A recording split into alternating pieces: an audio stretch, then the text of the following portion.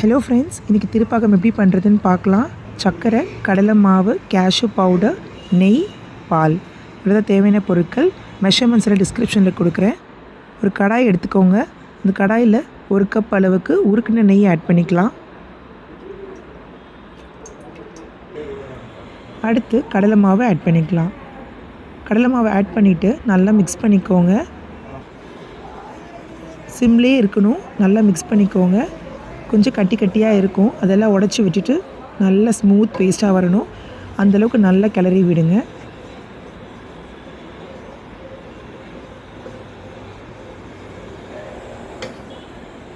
அடுத்து cashew powder add பண்ணிக்கலாம். ஒரு கப் அளவுக்கு முந்திரி பருப்பை நல்லா அரைச்சிக்கோங்க மிக்சியில். இதோடு ஆட் பண்ணிக்கலாம். நல்லா கிளறி விடுங்க. சிம்லே தான் இருக்கணும். நல்லா மிக்ஸ் பண்ணி விட்டதுக்கப்புறம் ஒரு கப் அளவுக்கு பால் ஆட் பண்ணிக்கலாம்.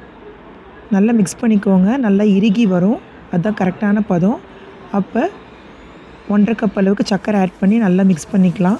சட்டியில் ஒட்டாமல் வரும், அல்வா பதம் மாதிரி இருக்கும், அதுதான் கரெக்டான பதம். அப்போ ஸ்டவ் ஆஃப் பண்ணி சர்வ் பண்ணலாம். கண்டிப்பாக ட்ரை பண்ணி பாருங்கள். Please subscribe my channel for more videos.